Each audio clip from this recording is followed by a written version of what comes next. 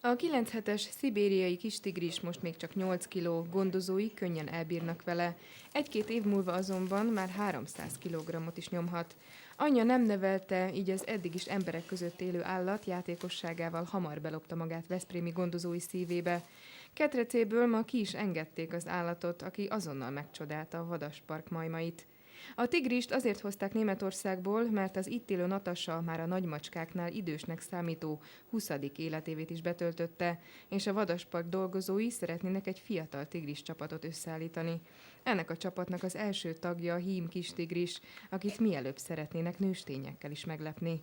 Az ifjú jövevvény most még a csimpánzvilág konyhájában kapott helyet, hiszen naponta többször eszik.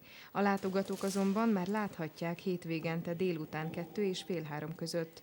Az állatnak még nincs neve, gondozói várják a kreatív fiúneveket. A legötletesebb név ajánlója VIP simogatást nyer.